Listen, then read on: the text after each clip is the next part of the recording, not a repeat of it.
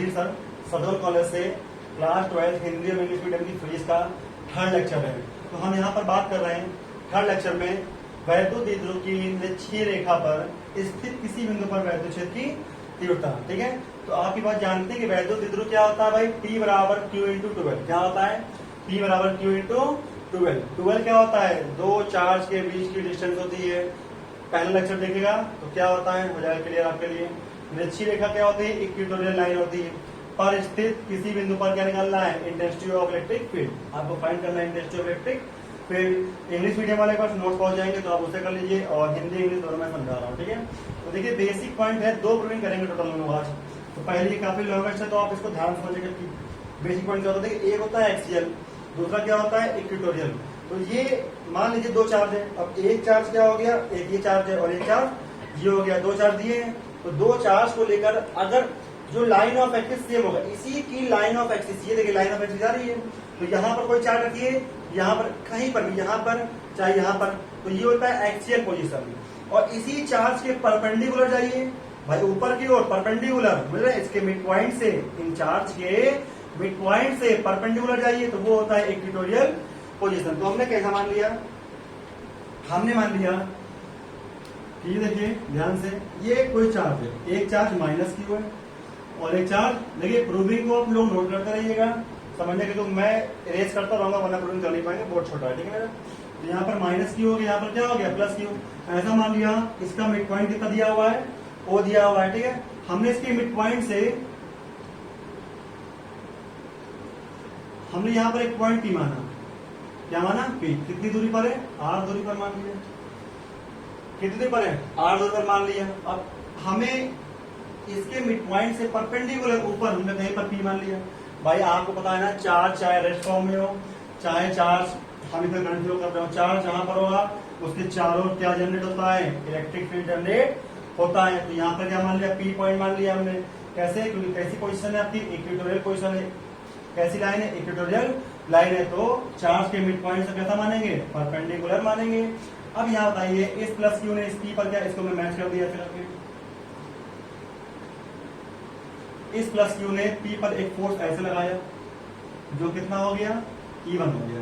कितना हो गया, E1 हो गया। इस माइनस क्यू ने पी पर ऐसे फोर्स लगाया जो कितना हो गया, E2 हो गया। कितना हो गया, E2 हो गया। मान लीजिए ये एंगल थीटा है, ये एंगल क्या हो गया, थीटा मान लिया। अब देखिए हम बात करें इलेक्ट्रिक डायपोल, देखिए जहां पर इलेक्ट्रिक डायपोल का नाम लेगा, जहां पर वैद्युत द्विध्रुव का नाम लेगा, वहां पर दोनों चार्जों के बीच की दूरी कितनी होगी, हमेशा 12 होगी। ओ मिड पॉइंट है तो बची दूरी कितनी होगी भाई, एल हो गई। बिल्कुल सही बात समझ में आई आपके। अब यहाँ पर आपको देखना क्या है, माइनस क्यू क्या करता है, माइनस क्यू में इलेक्ट्रिक फील्ड कहाँ आती है, अंदर की तरफ आती है, तो हमने E2 मान लिया। प्लस क्यू इलेक्ट्रिक फील्ड बाहर की ओर जाती है, तो वो क्या हो गया, हमने इसी के पैरेलल एक लाइन खींची, इसी के पैरेलल क्या कर ली, एक लाइन खींची। अब बताइए ये भी पैरेलल लाइन है, एक एज्यूम कर रहा हूं मैं, इरेज कर दूंगा, बनाने के बाद तुरंत समझिएगा। एक ऐसे पैरेलल लाइन गई और ये चार रखे हैं। अब ये लाइन ऐसे रखेगी, ये लाइन ऐसे लाइन गई, जिससे ये एंगल थीटा है, तो क्या ये एंगल थीटा नहीं होगा, बिल्कुल होगा भाई, बिल्कुल होगा ना। तो ये एंगल कितना हो गया, थीटा हो गया। ये एंगल थीटा है तो ये भी एंगल क्या हो गया, थीटा हो गया। ये थीटा तो ये भी क्या हो गया, थीटा। अल्टरनेट इंटीरियर एंगल बोल सकते हैं, दोनों कैसे हो गए, थीटा। अब बताइए ये E1 लग रहा है तो हम इसको इससे निकाल लेते हैं, देखते हैं कैसा फिगर बनेगा भाई। बहुत ध्यान पड़ेगा भाई फिर बोलने में एक बार। तो यहाँ देखिए ध्यान से, यहाँ करते हैं, ठीक है। इसी के बाद एक और स्टेप आता है, तो एक लाइन ऐसे और एक लाइन ऐसे, ठीक। ये कैसा है, E2 है, और ये कैसा है, E1 है। ये कैसा है, थीटा है, ठीक। अब यहाँ पर देखिए ये कितना हो गया, E1 cos थीटा। भाई जिस पर थीटा बनता हो कितना हो गया, E1 cos थीटा। और E2 से कितना हो गया यहीं पर, E2 cos थीटा। भाई थीटा ये भी दिया है, भाई जिस आधार से, जिस बेस से थीटा बनता है वो कॉस में आता है। कॉस थीटा को अगर ट्रिग्नोमेट्री पढ़ा होगा तो आधार बटे कट होता है, बेस अपॉन हाइपोटेन्यूज होता है। क्या आधार आ रहा है, तो ये आधार हो गया ना, तो एंगल थीटा क्रिएट कर रहा है। कितना हो गया, E1 cos थीटा। इससे कितना हो गया, E2 cos थीटा। अब ऐसे लाइन परपेंडिकुलर है, E1 से परपेंडिकुलर कितना हो गया, E1 sin थीटा। E2 कितना हो गया, E2 sin थीटा, ठीक है। अब देखिए E1, ठीक, तो बेसिकली यहाँ पर ई क्या है, ई जो है वो इलेक्ट्रिक फील्ड है, और electric field as a vector quantity फिलहाल। और देखिए ये बराबर है भाई, ये भी E1 sin थीटा और E2 sin थीटा बराबर कैसे होंगे अभी हम बताएंगे आपको। ये R है, ये L है, अकॉर्डिंग टू पाइथागोरस थ्योरम ये कितना हो जाएगा R square plus L square, और ये भी कितना हो जाएगा R square plus L square. कैसे? पाइथागोरस थ्योरम से। कैसे? पाइथागोरस थ्योरम से। अब बताइए E1 sin थीटा और E2 sin थीटा अपोजिट है, अपोजिट है और इक्वल है, अपोजिट है और इक्वल है। तो यहां पर देखिए E1 sin थीटा और E2 sin अपोजिट है और इक्वल है, तो ये आपस में कैसे होंगे, बराबर भी होंगे और अपोजिट है। तो साइन कैसे होंगे, चेंज होंगे, एक प्लस दूसरा माइनस, तो ये आपस में कैंसिल हो जाते हैं। कैसे हो जाते हैं ये आपस में कैंसिल हो जाएंगे। क्यों भाई, अपोजिट भी है और इक्वल भी है। भाई E1 बराबर E2 के है, अभी हम प्रूव करेंगे यहाँ पर। ठीक, अपोजिट का दोनों कैसे हो जाएंगे, इक्वल हो जाएंगे। इनकी कैसी डायरेक्शन है, इनकी डायरेक्शन सेम है, इसलिए आपस में ऐड हो जाएंगे। ठीक है, फिलहाल हम यहाँ प्रूविंग करते हैं, तो ये आप समझ लेंगे। तो यहाँ पर देखिए सबसे पहले माइनस क्यू के कारण, या फिर प्लस क्यू ले लीजिए पहले, प्लस क्यू के कारण वैद्युत छेद की तीव्रता, वैद्युत छेद की तीव्रता कितनी हो जाएगी, बताइए। E1 बराबर भाई कितनी है, E1 है ना भाई, कितनी, पॉइंट P पर कितनी लग रही, प्लस क्यू, जो प्लस क्यू चार्ज है भाई, चार्ज के चारों क्या होता है, इलेक्ट्रिक फील्ड। तो प्लस क्यू चार्ज से पॉइंट P पर कितनी लग रही है, E1, क्योंकि प्लस क्यू चार्ज करता है, इलेक्ट्रिक फील्ड को ढकेलता है बाहर की ओर। तो E1 बराबर कितना होता है, फॉर्मूला याद रखिए। पूरी प्रूविंग किसमें हो रही है, एयर या वैक्यूम हो रही है भाई, फिर माइनस एयर या वैक्यूम में प्रूविंग कर रहे हैं। E1 कितना हो गया, 1/4 पाई एप्सिलॉन नॉट इंटू कितना हो गया, into Q upon R square, into भाई क्यू तो क्यू रहा, क्यू तो क्यू रहा, आर स्क्वायर क्या होगा। आप सोचिए प्लस क्यू के कारण आप किस पर निकाल लो, पॉइंट पी पर निकाल लो। इलेक्ट्रिक फील्ड प्लस क्यू के कारण आप कहां निकाल रहे हैं, पॉइंट पी पर। तो हम प्लस क्यू से पॉइंट बी के बीच की दूरी देखेंगे, कितनी दूरी है, अंडर रूट में R square plus L square, जो कैसे आई है, वो पाइथागोरस थ्योरम से आई है। ये एल था, ये आर था, और ये एंगल कितना है, 90 के आसपास, सॉरी 90 है, आसपास है, केवल 90 होगा। तो कितना हो गया आर स्क्वायर, तो आर का काम क्या कर रहा है, ये कर रहा है, तो कितना हो जाएगा, रूट में R square plus L square का होल स्क्वायर। क्योंकि फॉर्मूला आपने पढ़ा होगा, जो नॉर्मली फॉर्मूला क्या होता है, इलेक्ट्रिक फील्ड ई बराबर 1/4 पाई एप्सिलॉन नॉट और क्यू अपॉन आर स्क्वायर। तो हम इसका ही तो यूज करेंगे, जो आपने शुरुआत में पढ़ लिया था, इलेक्ट्रिक फील्ड का फॉर्मूला हमने उसका यूज किया। और यहाँ आर जो है वो आर तो है नहीं, ये गिवन है, ऐसे निकालेंगे। माइनस क्यू के कारण ये पूरा लिख लेंगे आप, E2 आएगा, E2 कितना आएगा, 1/4 pi epsilon not, charge Q ले लेंगे, माइनस क्यू नहीं लेंगे फिलहाल। अगर लेंगे तो आखिरी में जब हम निकालते हैं प्रणामी तो ऐड करते हैं, अगर माइनस क्यू लेते हैं तो हमें वहां पर सब्सट्रैक्ट करना पड़ेगा। ठीक है, देखिए फिलहाल यहाँ पर कितना हो गया, अंडर रूट में R square plus L square का होल स्क्वायर। कोई दिक्कत, ठीक है, बात समझा रहे भाई। प्लस क्यू से E1 निकाला, माइनस क्यू से E2 निकाला। अब निकालना क्या आपको, टोटल, ठीक, रिजल्टेंट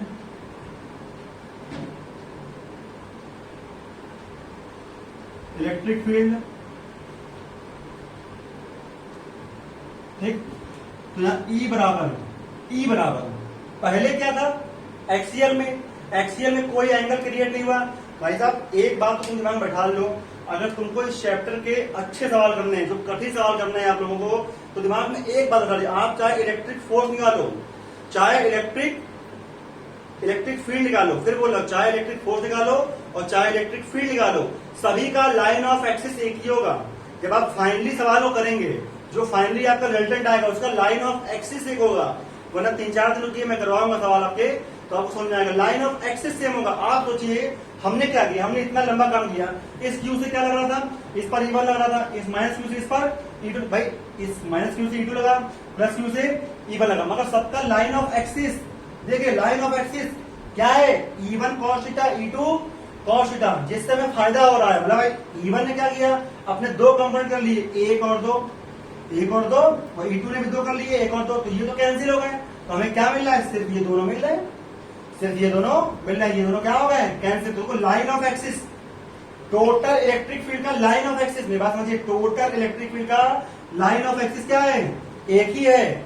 ये दोनों कैसे सेम है, मतलब एक ही डायरेक्शन में, लाइन ऑफ एक्सिस एक ही लाइन पर होंगे टोटल, यानी एक यहाँ ऐसा नहीं होगा, लाइन ऑफ एक्सिस सेम होगा, चाहे आप इलेक्ट्रिक फोर्स निकालिए चाहे आप इलेक्ट्रिक फील्ड निकालिए। तो यहाँ पर E बराबर टोटल रिजल्टेंट इलेक्ट्रिक फील्ड कितना होगा, E1 cos थीटा और प्लस E2 cos थीटा, क्या होगा, E1 cos theta plus E2 cos theta. अब यहां पर इसको मान लीजिए equation number first, equation number second, equation number third, या फिर ना मानिए कोई दिक्कत नहीं, मान लीजिए। अच्छा, अब तुम यहाँ कहीं वहां कहीं कॉर्नर में यहाँ जगह बची नहीं है, आप निकाल लो cos थीटा, cos थीटा निकालो भाई। अब बताइए cos थीटा यहाँ निकालेंगे, ये एंगल थीटा, ये एक ट्रायंगल दिया है, क्या होता है, आधार बटे कर्ण, बेस अपॉन हाइपोटेन्यूज। आधार कितना दिया हुआ है, आधार कितना है L, और कर्ण कितना है अंडर रूट में R square plus L square.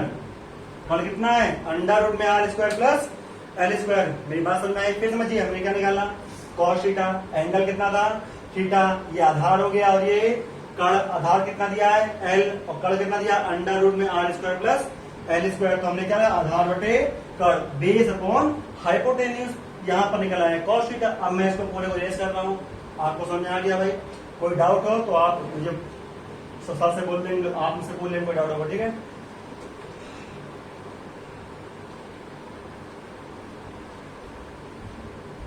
यहां देखिए हम अगली बात कर रहे हैं। अब यहां पर बाय इक्वेशन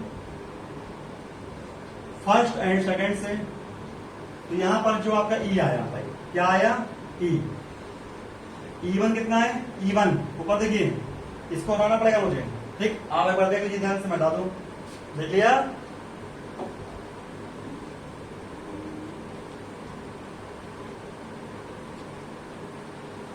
यहाँ पर E1 कितना है, 1/4πε0 और Q upon R square plus L square, भाई रूट हट जाएगा। और cos थीटा इंटू कितना है, cos थीटा है ना, कितना निकाला है आपने, L अपॉन अंडर रूट में R square plus L square, ये बात समझ आ गई। फिर प्लस E2 कितना है, वही सेम बराबर आया था, देख लीजिएगा कितना आया था E2, 1/4πε0 Q upon R square plus L square, और L कितना आया, सॉरी cos थीटा ये आ गया।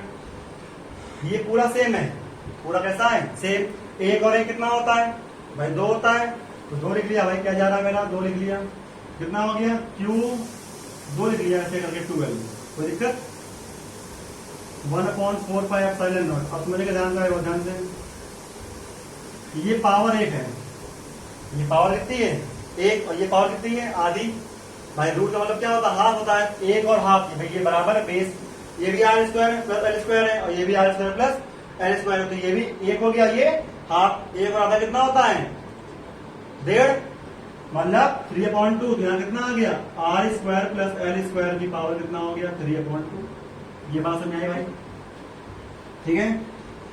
ये लेक्चर आपको कम से कम जाएगा 1 घंटे का, अगली प्रूविंग करवाने के बाद खत्म करेंगे, तो ध्यान से देखिए कि लेक्चर काफी इंपॉर्टेंट है आपके लिए, ठीक है। तो यहाँ पर बहुत सही कर लेता हूँ मैं इसको। अब यहाँ पर ऐसा मान लिया हमने, L जो है वो क्या है, R से बहुत छोटा है भाई, L जब R से छोटा है तो L स्क्वायर और भी छोटा होगा, ठीक है, L स्क्वायर और भी छोटा होगा। तो यहाँ पर E बराबर कितना हो गया, तो आप जानते हैं कि T बराबर कितना होता है, Q इंटू 12 होता है। फिर बोल रहे बेटा 2Q आप याद कर लीजिए, अगर आपको कंफ्यूजन नहीं होती है, अगर 2Q आप याद करते हैं तो जब भी डिस्टेंस पूछे तो आप 12 निकालिएगा, ठीक है भाई। तो यहाँ पर E बराबर कितना आ गया, ये पूरी ट्यूबिंग एयर या वैक्यूम में 1/4πε0, यहाँ कितना हो गया P, कितना हो गया P, ये 0 हो गया, तो R स्क्वायर पावर कितनी है 3/2, तो 2 क्या हो गया कैंसिल। तो फाइनली E बराबर 1/4πε0 इंटू P/R³ आ गया, न्यूटन अपॉन कूलम। तो ये क्या होता है, इक्वेटोरियल पोजीशन पर क्या होता है भाई, इलेक्ट्रिक फील्ड होता है, किस पर, निरक्षीय स्थिति पर intensity of electric field formula रख दीजिए 1/4πε0 P/R³। अगर किसी मीडियम में बात करेंगे, किसी मीडियम में मान लीजिए, किसी माध्यम में, अगर मान लीजिए, इसको हटा दूं मैं, देखिए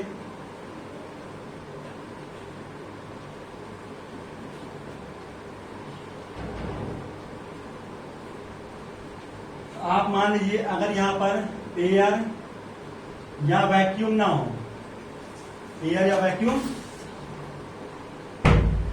मान लीजिए एयर या वैक्यूम ना हो भाई, तो एयर या वैक्यूम नहीं होगा तो कितना हो जाएगा आपका E बराबर कोई मीडियम होगा, ठीक है। तो क्या होगा आपका, कोई मीडियम होगा।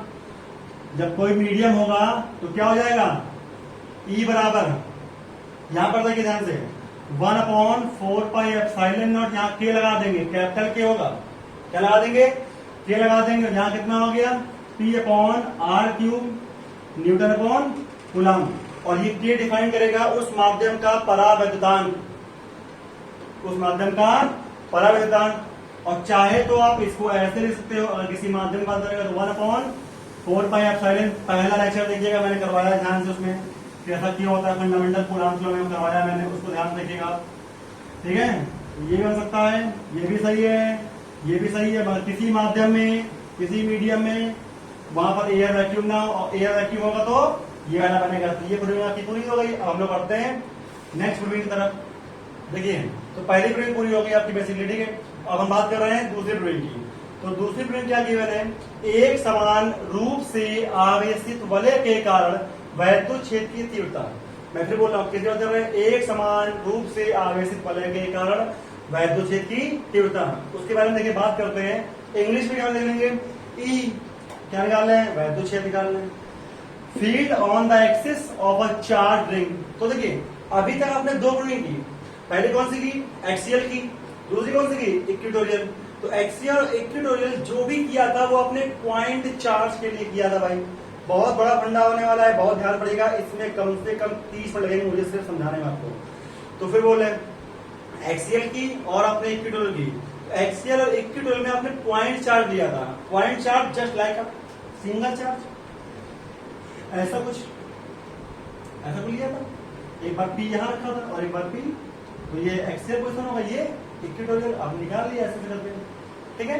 तो ये पॉइंट चार्ज देखिए, only one charge, only one charge, one charge है ना, कैसा हो गया, ये पॉइंट चार्ज हो गया। लेकिन आपको करना क्या है, यहां पर क्या करना है, एक चार्ज रिंग दी हुई है, और एक चार्ज रिंग पर आपको क्या फाइंड करना है, क्या निकालना है, इलेक्ट्रिक फील्ड। तो देखिए जरा, चार्ज रिंग पर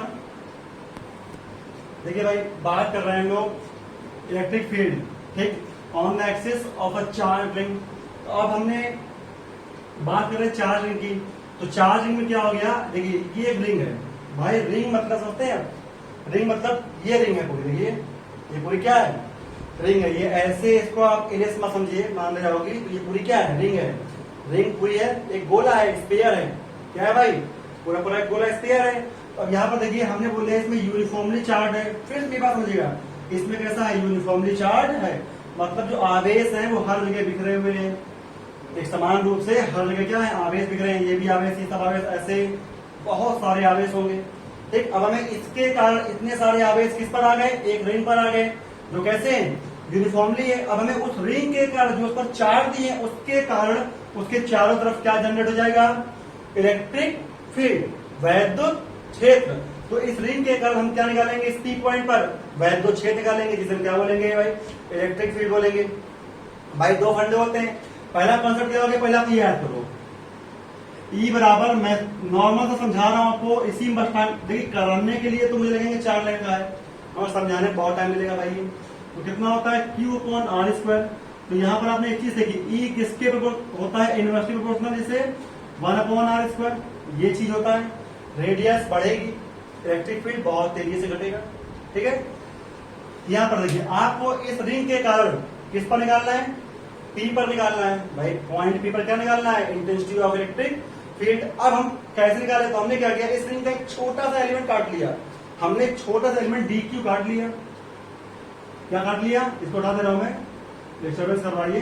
क्या काट लिया, एक छोटा सा एलिमेंट ऐसे करके, क्या काट लिया, DQ काट लिया, ठीक है। हमने क्या कर दिया, इस P पॉइंट को DQ से मिला दिया, तो जिससे देखिए इसके सेंटर से इसकी कितनी, इस रिंग की कितनी रेडियस है, R रेडियस है, और इसके सेंटर से ये कितनी दूरी पर है, H दूरी पर है, और इस DQ से P पॉइंट कितनी दूरी पर है, R दूरी पर है भाई, प्लस का DQ है। अब ये DQ यहाँ पर भी होगा, यहाँ पर भी होगा, यहाँ पर भी होगा, यहाँ पर भी होगा, यहाँ पर भी होगा भाई, पूरे में क्या होगा, DQ होगा।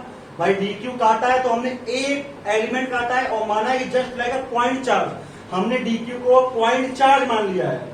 निकालना हमें पूरी रिंग का है, मानो क्या मान लिया है, पॉइंट चार्ज मान लिया है किसको, डी क्यू को। आप चाहे नीचे काट लो, जैसे ऊपर है वैसे कैसा जाएगा, जैसे ऊपर है वैसे नीचे भी हो सकता है ना भाई। अब देखिए डी क्यू कैसा है, प्लस का है, तो डी क्यू क्या करेगा, इस पी पर ऐसे एक इलेक्ट्रिक फील्ड करेगा डी, जो कैसे होगी, बाहर की ओर होगी।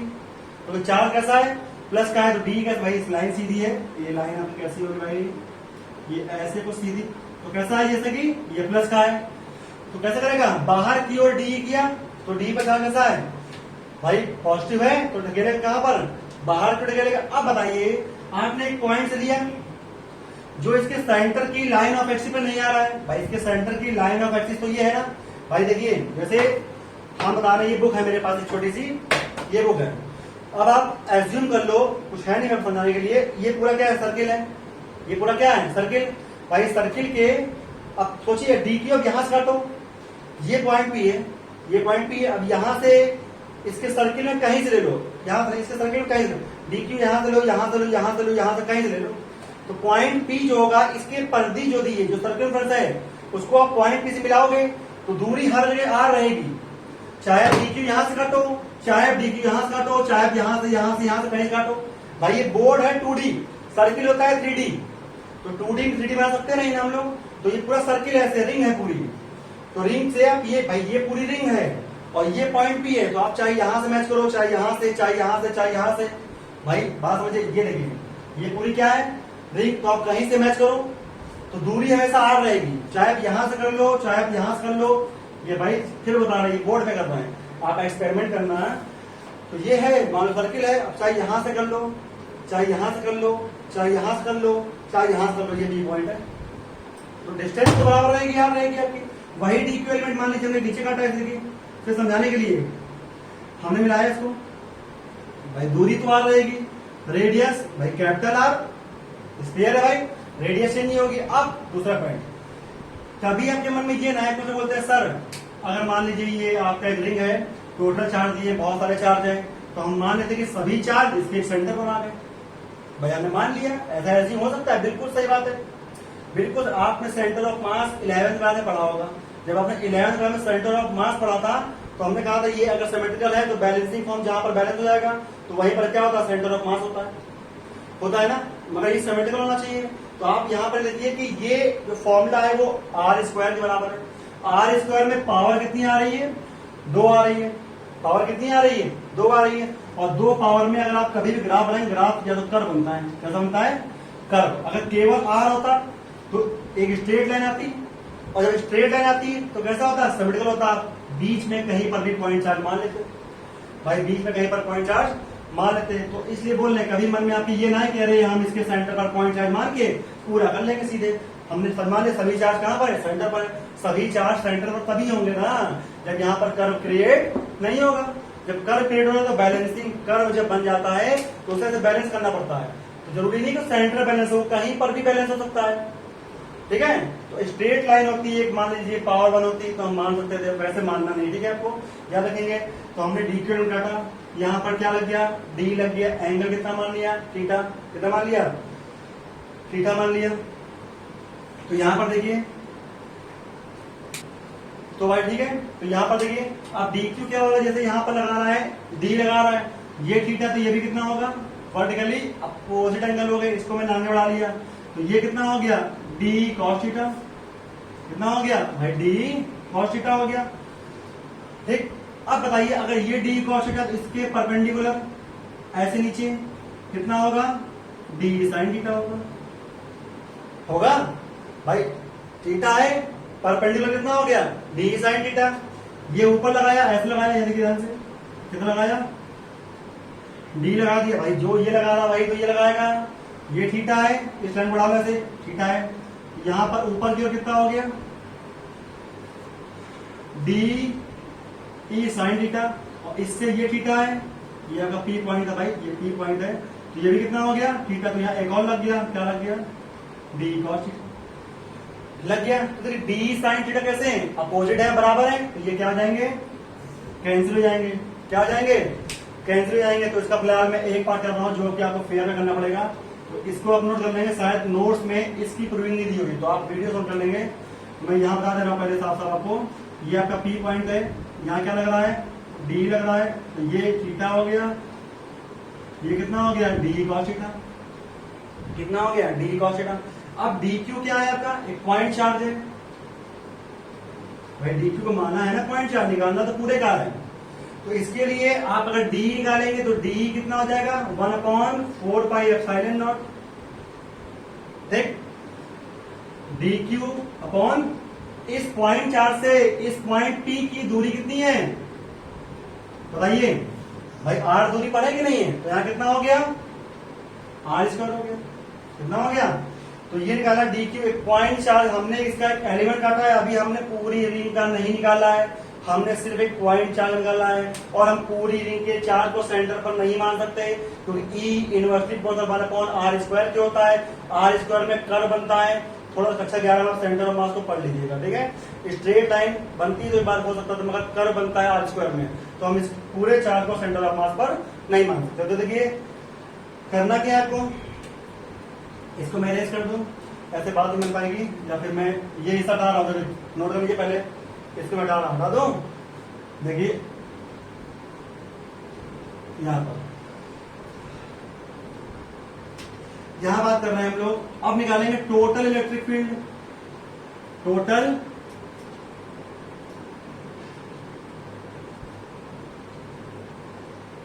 Electric field, total electric field क्या होगा आपका, ई नेट होगा, कितना होगा, ई नेट।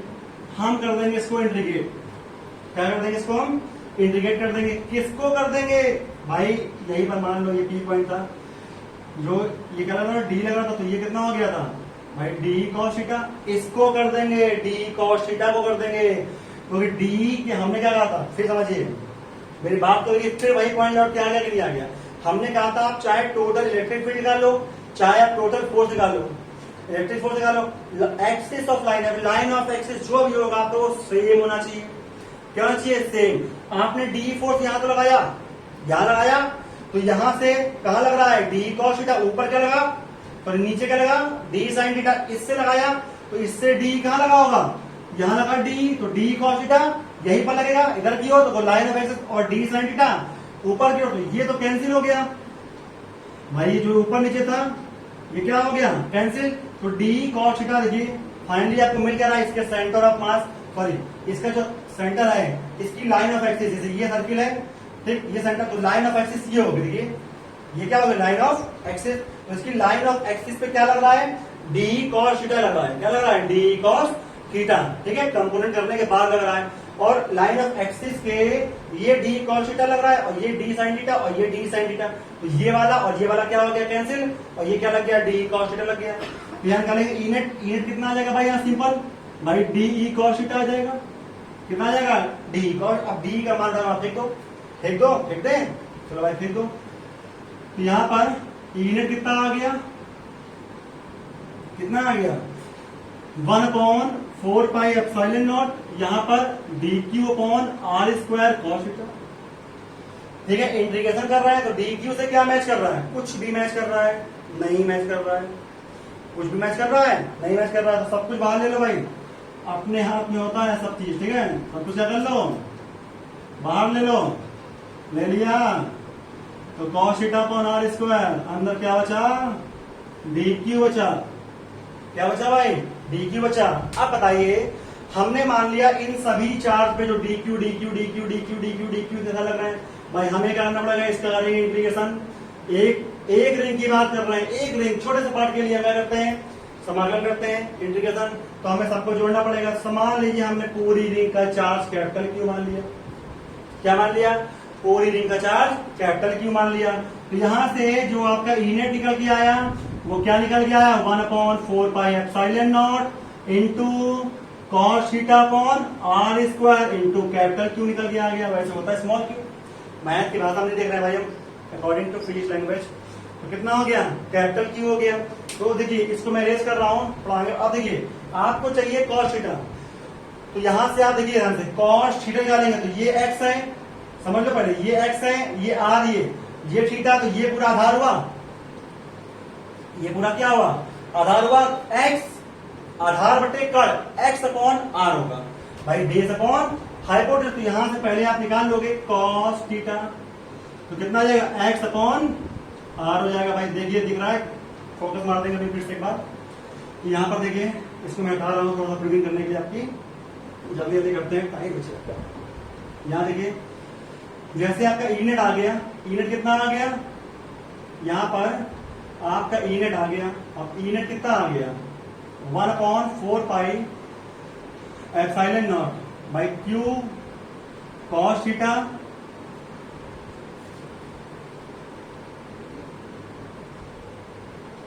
कितना, क्यू कॉस अपॉन कितना दिया हुआ है, आर स्क्वायर।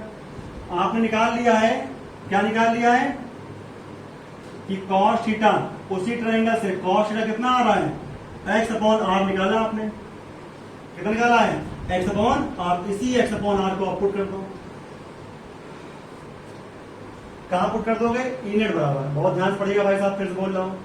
तो 1/4 पाई एप्सिलॉन नॉट, यहां पर कैपिटल क्यू कॉस थीटा कितना है, एक्स अपॉन आर, यहां कितना है, आर स्क्वायर।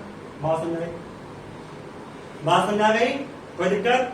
यहां पर देखिए, जो भी आपका ईनेट आ रहा है टोटल, तो 1/5 फिर बोले, ये पूरी किस में कर रहे हैं, एयर या वैक्यूम में। जब भी एप्सिलॉन नॉट ले, दिमाग में चीज लिया हो, हम किस में कर रहे हैं, एयर या वैक्यूम में। कोई मीडियम हो तो केवल एप्सिलॉन आएगा या एप्सिलॉन नॉट इंटू टी आएगा, ठीक है।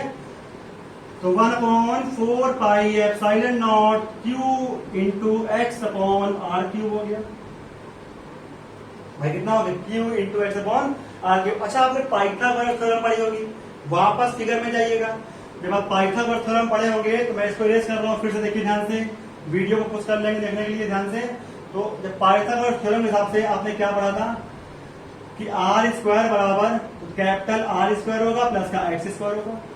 चेक कर लेना भाई, क्या होगा, कैपिटल आर स्क्वायर प्लस का एक्स स्क्वायर। उसी ट्रायंगल में बना था, आर हाइपोटेन्यूज है, तो यहां से आप आर निकालेंगे तो कितना आ जाएगा भाई, रूट में आएगा, यहां आएगा, रूट में आएगा ना, मतलब पावर 1/2 होता है। आर निकालेंगे, पावर कितना हो गया, 1/2। तो ये हमें कहां रखना है, आर के स्थान पर रखना है।